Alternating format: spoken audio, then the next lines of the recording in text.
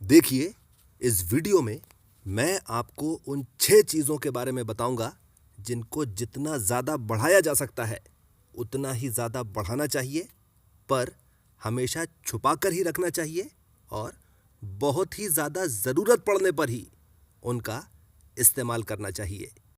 पहला है परिवार, दूसरा है शरीर, तीसरी है विद्या, चौथा है धन, पांचवी है प्रतिष्ठा और छठा है तप।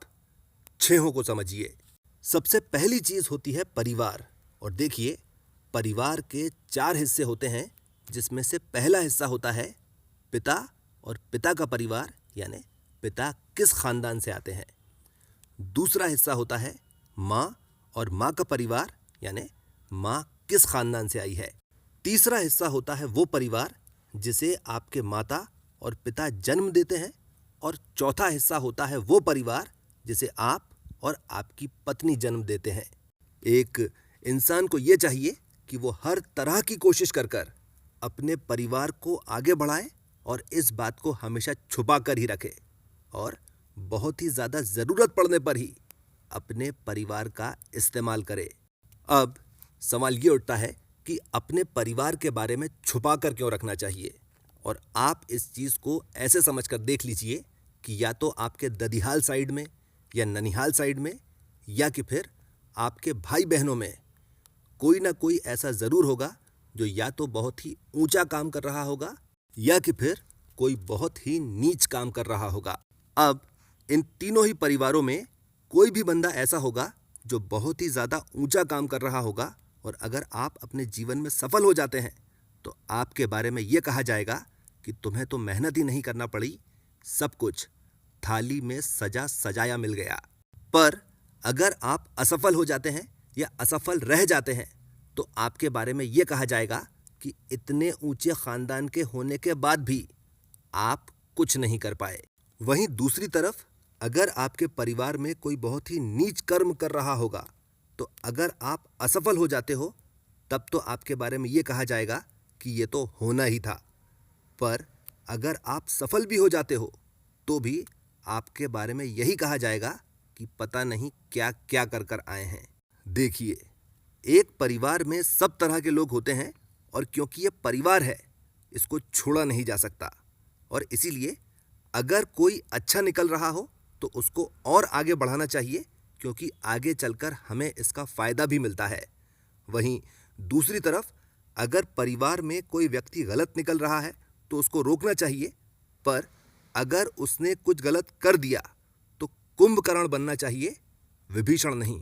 अब आ जाइए दूसरी चीज पर, और दूसरी चीज है शरीर। और शरीर से मतलब है शरीर का सौंदर्य और शरीर का बल। जहां तक संभव हो वो सारे काम करना चाहिए जिससे शरीर की शोभा बढ़ती हो, पर शरीर के सौंदर्य को और शरीर के बल को हमेशा छुपा कर ही रखना चाहिए और बहुत ही ज़्यादा ज़रूरी होने पर ही शरीर के सौंदर्य का और शरीर के बल का प्रदर्शन करना चाहिए। इस चीज़ को ज़रा सा समझ भी लीजिए। देखिए, ज़्यादातर लोग जिम में जाकर कसरत इसलिए करते हैं ताकि उनके शरीर का सौंदर्य और शरीर का बल बढ़े। बहुत ही अच्छी बात है, सबको ऐसा ही करना चाहिए। पर क्योंकि ज़्यादातर लोगों का मकसद अपने शरीर का दिखावा करना होता है, वो ऐसी चीज़ों का इस्तेमाल करते हैं जिससे नतीजे तो बहुत तेज़ी से मिलते हैं, पर शरीर में उस तरह की कमज़ोरियां पैदा होना शुरू हो जाती हैं जिस तरह की कमज़ोरियां कोई भी आदमी नहीं चाहता। पर अगर आप दिखावे के चक्कर में नहीं पड़ो और नेचुरल डाइट लो, आयुर्वेदिक फॉर्मुलेशंस लो, योग और देसी वाली कसरत करो तो बॉडी भले ही चाहे देर से बनेगी पर एकदम सॉलिड बनेगी। और ना केवल ये, एक आदमी में जिस तरह की शक्ति सबसे ज़्यादा लंबे समय तक रहना चाहिए वो शक्ति सबसे ज़्यादा लंबे समय तक बनी रहेगी। अब आ जाइए तीसरी चीज़ पर, और तीसरी चीज़ है विद्या। और विद्या से मतलब है ज्ञान और कौशल। जहाँ तक संभव हो और जितना संभव हो एक इंसान को ये चाहिए कि वो अपनी विद्या को बढ़ाता रहे, पर अपनी विद्या को हमेशा छुपा कर रखे और बहुत ही ज़्यादा ज़रूरी होने पर ही उसका प्रदर्शन करे। ऐसा क्यों? देखिए, दुनिया में 3 तरह के लोग होते हैं। एक होते हैं वो लोग जिनमें आपसे बहुत ही ज़्यादा विद्या होती है। दूसरे होते हैं वो लोग जिनमें कम या ज़्यादा लगभग आपके जितनी ही विद्या होती है। और तीसरे होते हैं वो लोग जिनमें आपसे बहुत ही ज़्यादा कम विद्या होती है। अगर आप किसी अति ज्ञानी व्यक्ति के सामने अपनी विद्या का प्रदर्शन करें तो वो आपके बारे में ये सोचता है कि अपने बाप को सिखा रहा है। अगर आप अपने ही स्तर के किसी ज्ञानी व्यक्ति के सामने अपनी विद्या का प्रदर्शन करें तो वो आपके बारे में ये सोचता है कि अपने बाप को सिखा रहा है। और अगर आप किसी अल्प ज्ञानी के सामने अपने ज्ञान का प्रदर्शन करें तो वो आपके बारे में ये सोचता है कि अच्छा, अपने बाप को सिखा रहा है। और इसीलिए किसी भी परिस्थिति में किसी भी तरह के व्यक्ति के सामने बेकार में अपनी विद्या का प्रदर्शन नहीं करना चाहिए। पर अगर मेरे सर मुझे कोई काम दें और ये भरोसा कर दें कि इसे तो पुनीत ही कर सकता है, तब मुझे अपनी विद्या का प्रदर्शन करना चाहिए। अगर मेरे किसी मित्र को कोई परेशानी है जिसका समाधान मैं ही कर सकता हूं और अगर वो मुझसे पूछ रहा है, तब मुझे अपनी विद्या का प्रदर्शन करना चाहिए। और जब मैं अपने स्टूडेंट्स को पढ़ा रहा हूं या कि फिर जब मैं इस वीडियो को बना रहा हूं, तब मुझे अपनी विद्या का प्रदर्शन करना ही करना चाहिए। अब आ जाइए चौथी चीज पर, और चौथी चीज होती है धन। इंसान को हर तरह से कोशिश करना चाहिए कि जहां तक संभव हो अपने धन को जितना बढ़ा सकता है उतना बढ़ाए, पर अपने धन को हमेशा छुपा कर रखे और बहुत जरूरी होने पर ही अपने धन और अपने वैभव का प्रदर्शन करे। देखिए, ज्यादातर लोग ऐसी चीजों को खरीदते हैं जिनकी उन्हें कोई जरूरत ही नहीं होती।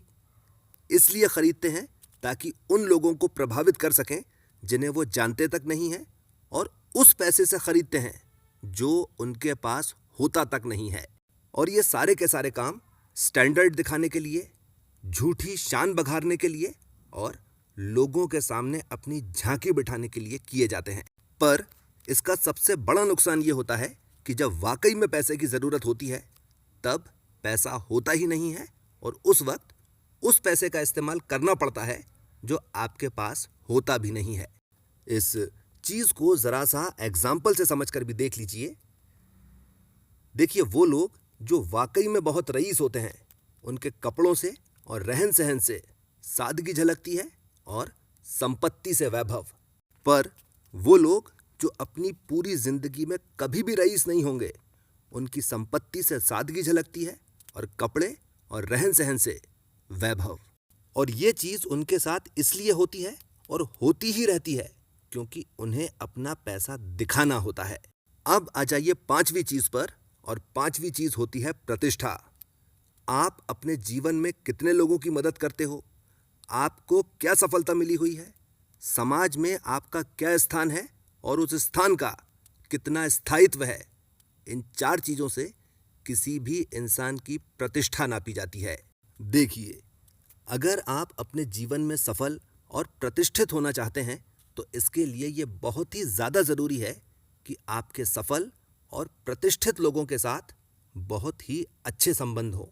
इस चीज़ को भी समझिए कि बिना इसके भी सफल और प्रतिष्ठित हुआ जा सकता है, पर वो एक बहुत ही लंबा प्रोसेस होता है।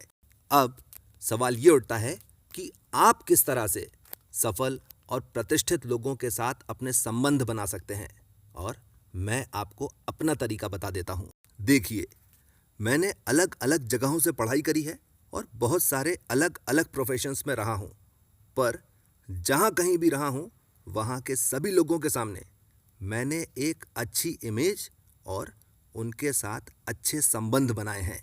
इसके अलावा मेरे पिता और मेरे चाचा के जितने भी पुराने मित्र हैं, उनसे और उनके बच्चों से भी मेरे परिवार जैसे ही संबंध हैं।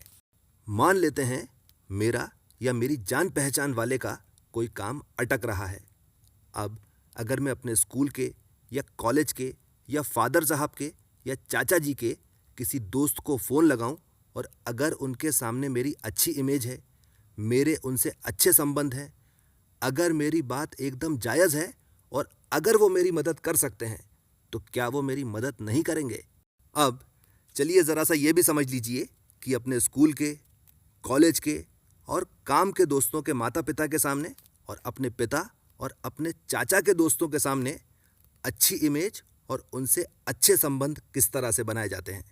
और इसका सबसे आसान तरीका ये होता है कि जब तक ये लोग आपके साथ में रहते हैं तब तक हर साल होली दिवाली पर घर पर जाओ और पैर छूकर वापस आ जाओ। एक इंसान को ये चाहिए कि वो हर तरह से अपनी प्रतिष्ठा को बढ़ाए, पर उसको हमेशा छुपा कर रखे और बहुत ज़रूरी होने पर ही उसका इस्तेमाल करे। अब सवाल ये उठता है कि हमें अपनी प्रतिष्ठा को छुपाकर क्यों रखना चाहिए, और आप इस चीज़ को एग्जाम्पल से समझकर देख लीजिए। मान लेते हैं आपने लोगों से ये बोल रखा है कि 1 2 3 4 5 इस तरह का कोई भी काम हो मुझे बता देना, मैं करवा सकता हूँ। अब अगर ये बोलकर आप सामने वाले का काम नहीं करवा पाए, आपकी प्रतिष्ठा पर प्रश्न चिन्ह लग जाएगा। पर अगर कोई आपसे आकर ये बोले कि भाई साहब मैंने सुना है कि आप ये काम करवा देते हैं, तो क्या आप इस काम को करवा देंगे? और आप इसका जवाब ये दें कि भाई पक्का कुछ भी नहीं है, पर आप मुझे 2-4 दिन का समय दीजिए, मैं देखता हूँ मैं क्या कर सकता हूँ। अगर आप उस काम को नहीं करवा पाए, कोई बात ही नहीं है, पर अगर आपने उस काम को करवा दिया, आपकी तूती बोलेगी। छठी और आखिरी चीज होती है तप। और देखिए, सोने को कुंदन बनाने के लिए उसे तपाना पड़ता है और बहुत लंबे समय तक तपाना पड़ता है, तब कहीं जाकर सोना जो है वो कुंदन बन पाता है। केवल नेचुरल टैलेंट होने से ही सब कुछ नहीं हो जाता, आपको उस टैलेंट पर भी बहुत ही ज़्यादा मेहनत करना पड़ेगी, तब कहीं जाकर आप उसका थोड़ा बहुत कुछ फ़ायदा उठा पाओगे। इस तरह की मेहनत जो होती है इसे तप कहा जाता है, और तप जो है हमेशा अकेले और छुप कर किया जाता है, और उसी व्यक्ति के सामने प्रकट किया जाता है, उसी को बताया जाता है और उसी को सिखाया जाता है जो आपसे एक जान हो जाए। इस चीज़ को ज़रा सा एग्जाम्पल से समझकर भी देख लीजिए। देखिए, भगवान श्री कृष्ण को श्रीमद् भागवत गीता का ज्ञान कौरवों की सभा में देना चाहिए था जब वो 5 गांव मांगने के लिए गए थे, क्योंकि उन लोगों को श्रीमद् भागवत गीता के ज्ञान की ज़्यादा ज़रूरत थी। इसके बाद जब सभी योद्धा कुरुक्षेत्र में आ चुके थे, तब भी सभी लोगों को श्रीमद् भागवत गीता का ज्ञान दिया जा सकता था, पर भगवान श्री कृष्ण ने नहीं दिया। ऐसा क्यों किया?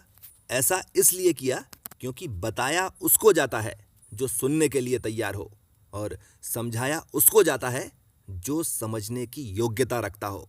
अब सवाल ये उठता है कि अगर ऐसा है तो अभिमन्यु को क्यों नहीं सिखाया?